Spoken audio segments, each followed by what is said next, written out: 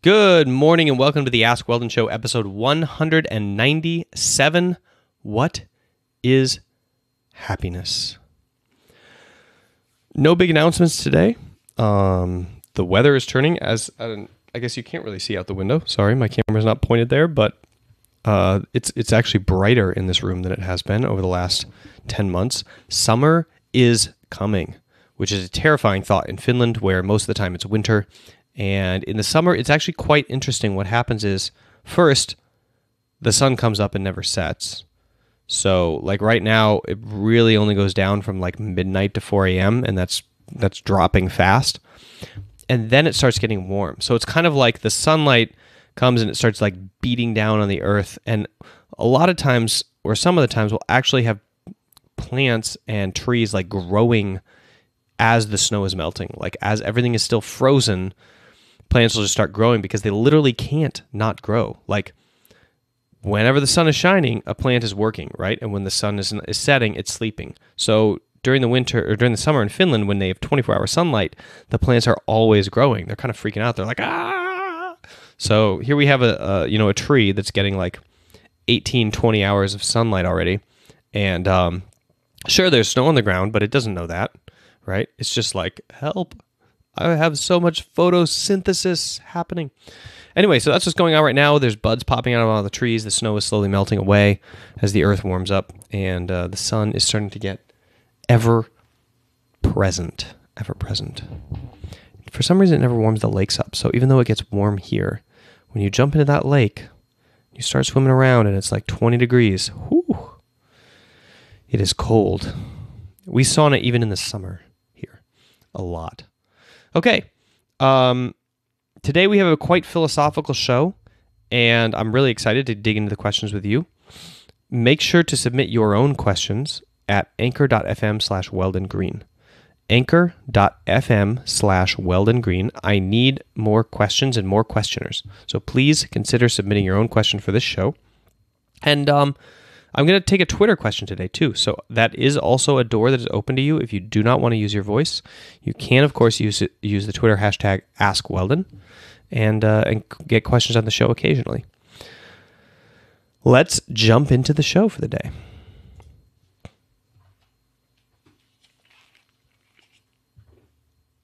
All right. So the first question comes from John. And we're going to kick it off in high gear with philosophy. So let's hear what he has to say.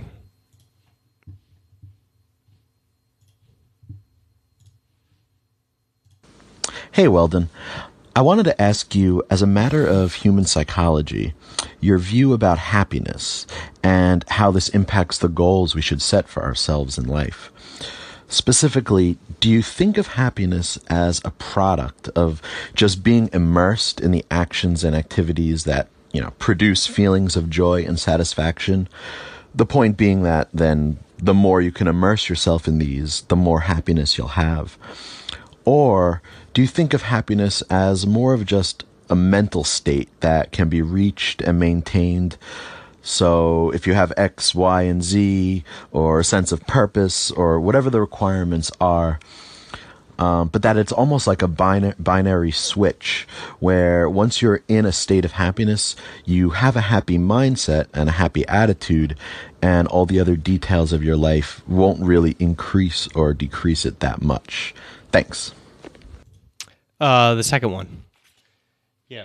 I think the first one you described is like a hedonistic kind of point of view, which is more like if you are feeling emotions of happiness, then you're happy. And I think that that's not what well-being is. I think that might be what the emotional affect of happiness is described as sometimes, but I don't think that has anything to do with the philosophy of a happy life or the philosophy of well-being or the psychology of well-being. I think the psychology of well-being is composed of many more dimensions.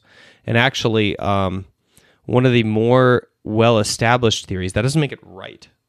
But one of the more established theories from psychology by Carol Reif, I'm not really sure how to pronounce her last name, R-Y-F. F? I think she has 2 Fs. Has like 6 dimensions for psychological well-being. And those include, I have the list right here actually, I looked it up to make sure I could cite them. Self-acceptance, personal growth, purpose in life, positive relations with others, environmental mastery. So there you have things like mastering League of Legends or a hobby or something.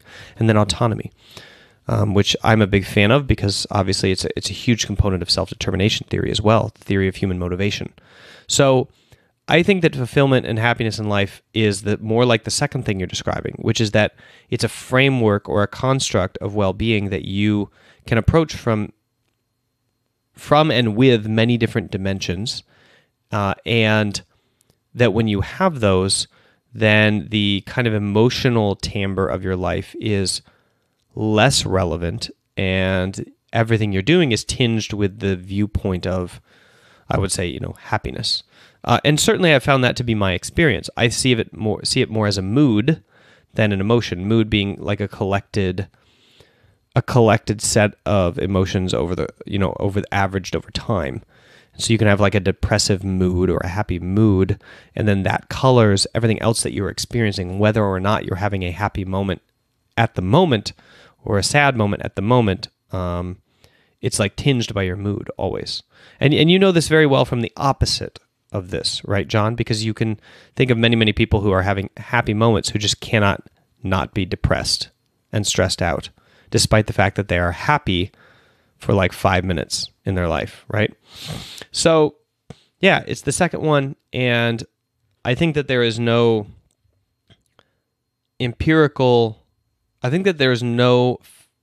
definition in psychology right now that is empirically justified that to my satisfaction, because even Carol Reif's theory has been, I've read of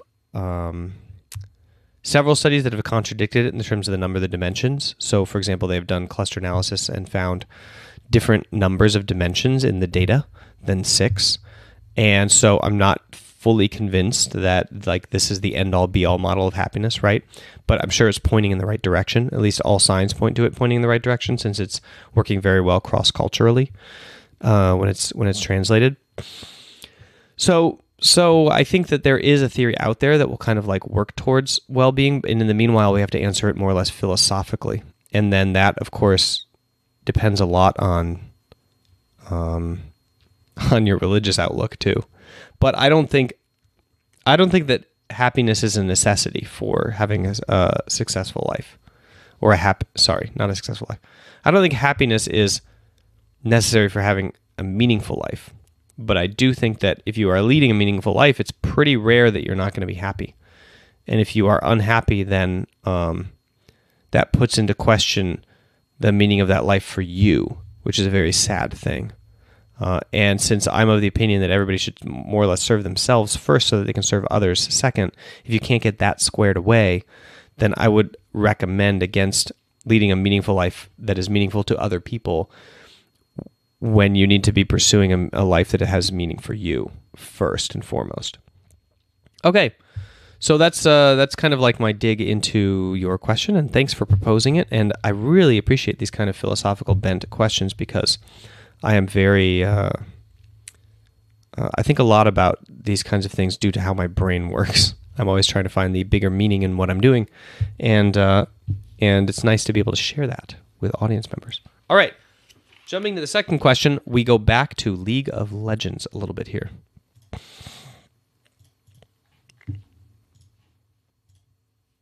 Hey, Weldon. I've got a more hypothetical question here for League. Do you think it would be better to one-trick an easy champion like Annie so you can start working on your game knowledge? Or a more difficult champion like Ryze or Azir so you can start working on your mechanics more? Thanks. Okay. The answer is it doesn't matter. So you should probably do the one that you like the most. And the reason it doesn't matter is because you're one-tricking it. So eventually you're going to master the mechanics, and it's going to be as if you're playing Annie, like a very simple champion. Because what you're doing when you one-trick is you're trying to take all of the mechanical questions off the table so that you can focus on training decisions that are champion agnostic, or at the very least are like higher order champion decisions. So you're thinking of things like where you're going to position yourself in the team fight versus, what cooldowns you're going to be using in in the lane for trading or in the team fight in this particular situation.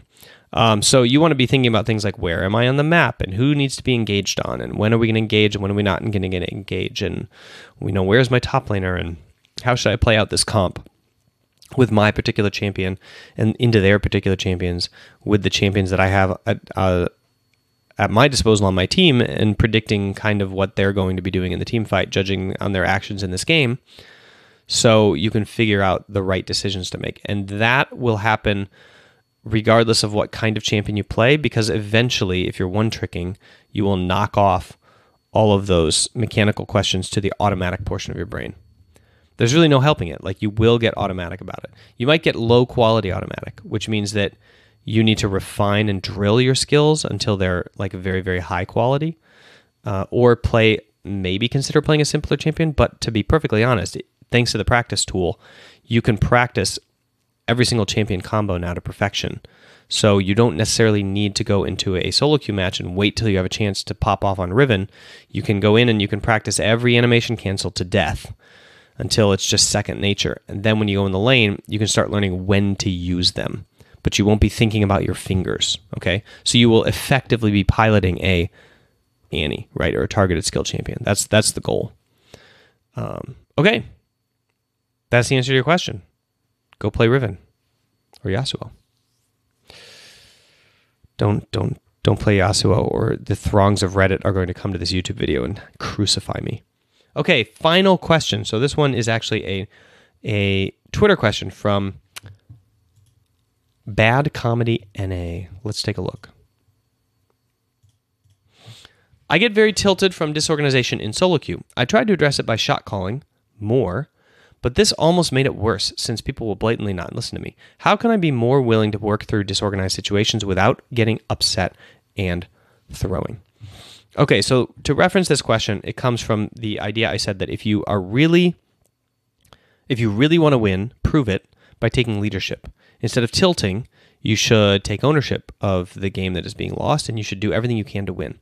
And here we have a gentleman or a gentlewoman who says, I tried to address that by being more leader, and it kind of made my tilting worse. People now don't listen to me, and it makes me even more mad. How can I be more willing to work through disorganized situations without getting upset and throwing? So first of all, I would say start preparing yourself for this situation, bad comedy. So you should expect people to be evil towards you. I think that there's a wonderful quote from Marcus Aurelius about this. Let's see if I can pull it up. Marcus Aurelius, expect the worst of people. Okay, here's what he says. Begin each day by telling yourself, today I shall be meeting with interference, ingratitude, insolence, disloyalty, ill will, and selfishness, all of them due to the offender's ignorance of what is good or evil. And he goes on and on and on.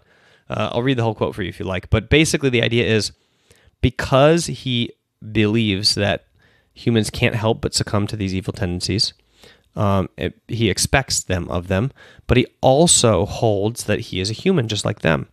And he probably went through the same path just like them. If he's better than them now, it's just because he was worse at one time. And that it's natural for humans to work together. That it's natural for the humans to work in teams. And so you can't help but work with your brother, even though you expect of him to do annoying and stupid things. And so you just do it and hope that eventually they'll grow up and try to be a part of that process. So for one, get any expectations of being followed out of your mind and start having expectations that you are exercising your leadership capacity. And I would stop training yourself for winning the game, thinking like, I'm going to deploy my skills to win this game. And instead, I'm going to deploy leadership so that I learn something in this game so that I can deploy later in my life. That's a much better viewpoint to have, because you can think of yourself as like, let's say you're going to do a quest in World of Warcraft or League of Legends, right? And you fail the quest, but you get points towards the quest that you can achieve, like you're closer to finishing it. Even though you don't complete the dungeon, you get a bunch of status points with some tribe that you're working on. So you still gain. it really feels good to always be gaining something, like, for example, blue essence or whatever, even if you lose the game. That's one of the reasons that gaming companies put these gamified mechanics into games, so that no matter how hard you're working, if you're failing the thing you're doing, you're still moving forward, you're still making progress. You want to have that for yourself in League of Legends, so that when you're making progress on yourself and then on the development of who you are and on your leadership, you don't feel as bad about losing the game or people not listening to you. Instead, you see it as like training weights. You see it as that Rock Lee moment in Naruto when he like is given permission to take off those weights that he's wearing around his ankles so that he can actually do the fight, and he takes them off, boom. Those are the League of Legends teammates that you have. They're helping you feel what it will be like to take obstructionary, non-listening individuals who are living out evil tendencies onto you, and to do something with that, not just externally, not just by attempting to lead them again and again, but also internally. How to handle that kind of frustration and still say, no, but let's try this. Had to cough and yawn at the same time there. That was a weird sensation. Didn't work out very well for me. There we go. So I would say, at the very least, try to have a selfish viewpoint toward this, where you are trying to improve yourself. And so you're taking this like long-term bent toward it. And at the very best, have an altruistic viewpoint about this, where you are trying to save these people and teach them what is good by by testifying and being a witness to them, by showing them that even though they're nasty to you, you don't give up on them. That you're still like patient and loving and kind. And when this might not improve your experience, right? It might not win you the game, but this will impact their life, I promise. It's difficult to mask compassion when it's overt. And it might save their next game or their next day, or when they quit and they go to like hang out with their sibling, it might save their sibling's day, where this person, remembers that moment or is impacted by you and your sacrifice, and like passes it forward, pays it forward. So I would consider that kind of altruistic ideal as the most wonderful way to kind of look at it in League of Legends. But you can, of course, make it very selfish, which is something I do all the time, and make it about me and my own growth. And that works as well. Thanks for the question.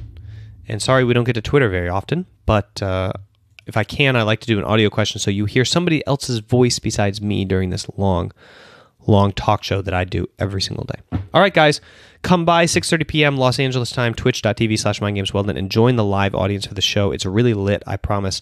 We get to a lot of really fun questions in chat, and we get to dig into them in many more layers and with more depth than we do in this talk show, because in this talk show, like, I just listen and reply, and you don't get a chance to respond, which is unfortunate.